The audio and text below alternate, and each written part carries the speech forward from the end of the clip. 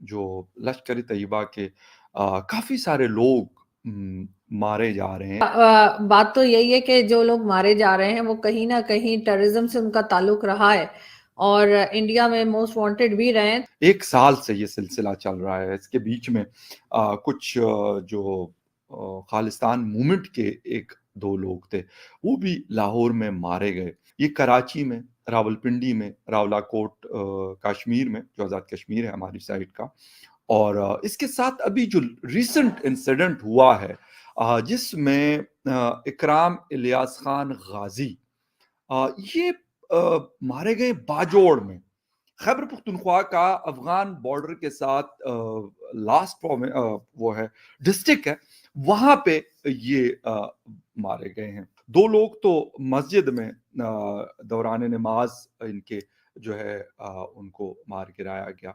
تو یہ والے جو الیاس غازی ہے، اور ہم نے اس وقت بھی بات کی کہ اب کیا یہ سلسلہ رکے گا یا نہیں۔ اس وقت لشکر کے لوگوں کی کافی سارے لوگ مطلب رہے ہیں، ان سے ایسوسیشن رہی ہے، لیکن اب لگتا یہ ہے کہ یہ جو آرگنائزیشن ہے ان کی وہ طاقت نہیں رہی۔ کسی زمانے میں اس کا ایک بڑا روب دبدبہ ہوا کرتا تھا، انڈین سائیڈ والے کشمیر میں ہو یا پھر پاکستان میں ہو، کیونکہ ان کی کارروائیاں صرف کشمیر میں نہیں تھی، ان کی کارروائیاں پاکستان کے اندر بھی بہت رہی، اور پھر جو داعش بنا اس میں بھی لشکر کے بہت سارے لوگ جا کر افغانستان میں ان کے ساتھ ملے۔ اچھا، ان کے لوگ زیادہ تر کون سے لوگ مارے جا رہے، وہ تھوڑا سا میں آپ کو بیک گراؤنڈ آپ کے ساتھ شیئر کروں۔ یہ لوگ کشمیر میں لڑے، جس کو کشمیر جہاد کا نام دیتے ہیں، یہ لڑے وہاں پہ، یقیناً وہاں کی فورسز کو نقصان بھی پہنچایا ہوگا، ایسا تو نہیں ہے کہ ویسے ہی مطلب یہ وہاں رہے۔ میجورٹی لوگ ان میں سے کشمیر میں رہے، انڈین سائیڈ کے کشمیر میں۔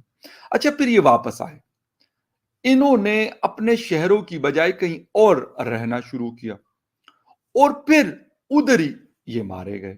اچھا، کب مارے گئے؟ جب ان لوگوں کو ایسا لگا کہ یہ تھوڑے سے اب شانت ہو گئے یا خاموشی اختیار کر لی، اس وقت مارے گئے۔ اور یہ واقعات جو ہیں بلوچستان میں ابھی تک کوئی واقعہ نہیں ہوا، باقی کشمیر میں ہوا، پنجاب میں ہوئے کافی سارے واقعات، خیبر پختونخوا میں پہلا ہوا، اور اس کے ساتھ کراچی میں یعنی سندھ میں شاید 2 یا 3 واقعات جو ہے وہ کراچی میں ہوا، اور ان کا تعلق بھی کبھی حزب المجاہدین سے، لیکن زیادہ تر لشکر کے لوگ جو ہے مارے گئے۔ اچھا، 2 باتیں میں نے پہلے بھی شاید یہ بات کہی تھی، کچھ لوگ کہتے ہیں کہ جی یہ را کے ذریعے یہ وہ ایکشن کرتے ہیں اور ان لوگوں کو مار گراتے ہیں۔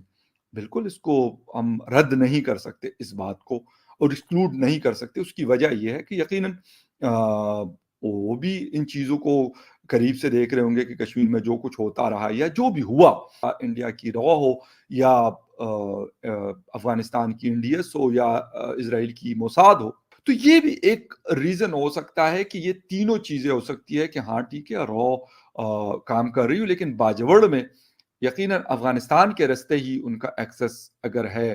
لیکن سر پاکستان میں کچھ ٹائم سے جو ہے ٹارگٹ کلنگز ہو رہی ہیں، اور وہ بھی ایسے لوگوں کی جو آلریڈی کبھی انڈیا کو مطلوب تھے، کہ وہ کہتے ہیں موسٹ وانٹڈ میں کئی ایسے ٹیررسٹ ہیں جن کے نام ہیں، اور ان لوگوں کو مارا گیا۔ کچھ 2-4 دن پہلے حامد میر صاحب نے اپنے جو ہے بات کرتے ہوئے اپنے چینل پہ، ان کا یہ کہنا ہے کہ جو افغانستان کے سٹیزنز نکالے جا رہے ہیں اس کے اوپر انہوں نے بات کی، تو ان کا کہنا تھا جی افغانستان کے سٹیزنز جو ہیں وہ ٹارگٹ کلنگ میں ملوث ہیں، ٹارگٹ کلنگ میں انوالو ہیں، اور ان کو استعمال کر رہا ہے را۔ یعنی انہوں نے سیدھا انڈیا کے اوپر الزام لگا دیا ہے کہ انڈیا جی یہاں پہ فنڈنگ کر کے اور وہ جو ہے افغان سٹیزن جو پاکستان میں رہتے ہیں ان سے ٹارگٹ کلنگ کروا رہے ہیں۔ سر بہت بڑا الزام ہے بھارت کے اوپر، اور یقیناً وہ انہیں سنا اور دیکھا جاتا ہے حامد میر صاحب کو، ایسا نہیں ہے کہ انہیں کوئی جانتا نہیں وہاں پہ۔ لیکن بہت سے خوشی مجھے یہ ہوئی، بہت سے پاکستانی بھی ایسے ہیں جنہوں نے ان سے کہا کہ بھائی آپ کیا بات کر رہے ہیں، کہاں کا کہاں جوڑ رہے ہیں۔ لیکن آپ کو کیا لگتا ہے سر، ان کی بات میں کوئی وزن ہے؟ اور یہ جو ٹارگٹ کلنگز ہو رہی ہیں یہ آپ کے خیال سے کیا چل رہا ہے؟ یہ سب اسٹیبلشمنٹ کی لائن ٹو کرتے ہیں، اور لائن یہی ہے کہ کوئی بھی جو ایشو ہو وہ ذمہ داری لگا دو انڈیا پہ۔ اچھا چلیے فرض کیجئے انڈیا نے کیا بھی ہے، इंडिया को इस्तेमाल भी करता है। तो भाई आपकी इंडिया के साथ कोई दोस्ती थोड़ी है जो हम्म मतलब आप इंडिया से ये एक्सपेक्ट करें कि नहीं करेगा, कि कुछ नहीं करेगा। यहाँ इंडिया के खिलाफ क्या कुछ पाकिस्तानी इस्टेब्लिशमेंट काम नहीं करती। हमारे कनाडा में खालिस्तान से लेके पूरी दुनिया में इंडिया के खिलाफ वो अपने तौर पर जो कर सकते हैं करते हैं। अब उनकी दाल नहीं गलती तो ये एक अलग बात है। एक जमाने में तो वो अच्छी खासी टेररिज्म भी करते रहते थे, हम्म तो वो भी अब उसके काबिल नहीं रहे। और इंडिया की एक फर्म सरकार है इस वक्त, तो इनके लिए दिक्कत है। तो वो एक अलग बहस है। बात तो यही है कि जो लोग मारे जा रहे हैं वो कहीं ना कहीं टेररिज्म से उनका ताल्लुक रहा है और इंडिया में मोस्ट वांटेड भी रहे हैं। लेकिन पीएम मोदी के लिए कई चैलेंजेस हैं, बहुत से उन्होंने अच्छे भी काम किए हैं अपनी कंट्री के लिए जो यकीनन लोग याद रखेंगे। मगर ये जरूर है कि इस वक्त चाहे वो कनाडा के प्राइम मिनिस्टर का इशू हो, चाहे वो कतर में जो नेवी ऑफिसर्स हैं उनको अरेस्ट करने का मामला हो, ये चीजें आपको लगता है कि कहीं ना कहीं प्रॉब्लम क्रिएट कर रही हैं भारत की गवर्नमेंट के लिए? नहीं, देखिए कनाडा का तो बिल्कुल किसी सूरत भी कोई प्रॉब्लम क्रिएट नहीं कर रहा। कनाडा के प्राइम मिनिस्टर जस्टिन ट्रूडो ने जिस गैर जिम्मेदारी के साथ और अपने सियासी कार्ड खेलते हुए भारत पर इल्जामात लगाए, वो अभी तक हम कैनेडियंस को हमारे प्राइम मिनिस्टर कोई सबूत नहीं दे सके। ये मैं नहीं कह रहा, हमारे कनाडा का अपोजिशन लीडर भी कह रहे हैं, हमारी कनाडा की जमातें भी कह रही हैं। उसके बाद कि खुद जस्टिन ट्रूडो की इस हरकत के बाद 13-14 पॉइंट्स पोल्स में गिर चुके हैं। पाकिस्तान ने कश्मीर में प्रॉक्सी वॉर बहुत ही लंबे समय तक जारी रखा। पहले पाकिस्तान की आर्मी ने फुल ट्राई हार्ड किया और 4 जंगें लड़ी, लेकिन चारों बार बुरी तरह से मार खा के वापस लौट गए। और अब उन्होंने प्रॉक्सी वॉर का सहारा लिया और इसलिए उन्होंने बहुत सारी ऐसी आतंकी तंजीमें बनाई, जिसमें से एक का नाम था लश्कर तैयबा। इसका चीफ है हाफिज सईद और इसी का नाम आता है मुंबई 26/11 हमले के पीछे।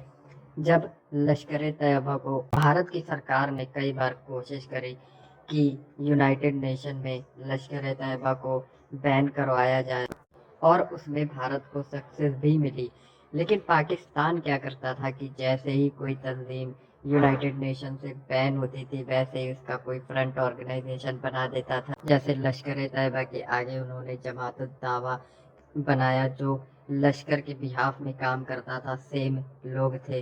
तो भारत को भी समझ आ गया कि यूनाइटेड नेशन से शायद उनका काम नहीं बनेगा और इसीलिए अब एक एक करके सारे लश्कर के आतंकी जो कश्मीर जिहाद में शामिल थे वो मारे जा रहे हैं। और ऐसा भी हो सकता है कि ये पाकिस्तान की जो इंटेलिजेंस एजेंसी है ISI वो मार रही हो, और उसका रीज़न ये हो सकता है कि ये सारे आतंकी अब उनके लिए एक लाइबिलिटी बन गए हैं, क्योंकि पाकिस्तान काफ़ी लंबे समय से फाटक की ग्रे लिस्ट में रहा है। इसकी वजह से पाकिस्तान की इकोनॉमी को बहुत ज़्यादा नुकसान पहुंचा है।